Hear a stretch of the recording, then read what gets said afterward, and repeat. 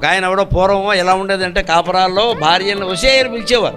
ఇప్పుడు తగ్గింది కానీ మా ఇళ్లలో పూర్వం భార్యను వసే అని పిలిచేవారు, పలికేవారు. వాడు పాపం అస్తమానం వసే అంటారని భార్య విసుక్కుందిట. ఈయన బ్రాహ్మణుడు కదా, పండితుడు కదా, మరి సమర్థించుకోవాలిగా. నేను వసే అనలేదా, వసి అన్నాను నిన్ను అన్నట్టే.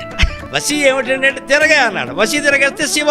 అమ్మో, నన్నంత గౌరవించారు, మరి ఏమనుకుంటున్నావు అన్నాడు ఆయన. సంస్కృతం బాగా వచ్చు, ఎలాగైనా తప్పుకోవచ్చు. నేను వసి అనలేదు, వసి అన్నాను నేను, నీకు అలా వినపడింది. వసి అంటే వశంలో ఉంటావు అంటే నీ వశంలోనే నేను ఉన్నాను, నువ్వు నన్ను వశం చేసుకున్నావు అన్నాడు. అంతే, ఫిల్టర్ కాఫీ ఇంకో కప్పు ఇచ్చేసింది.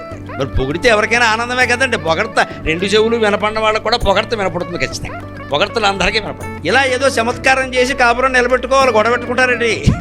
ఆయనకి పాండిత్యం ఉంది కాబట్టి నేను నిన్ను వసే అనలేదు, వసి అన్నాను నేను. వసి అంటే ఏమిటండి అంటే అందరినీ వశంలో చేసుకున్నావు, ఇండ్లంతా నీ వశంలో ఉందంటే మరి అది అంతే. అప్పటి నుంచి వసే అన్న ఆవిడ పట్టించుకోవాలి అంతే.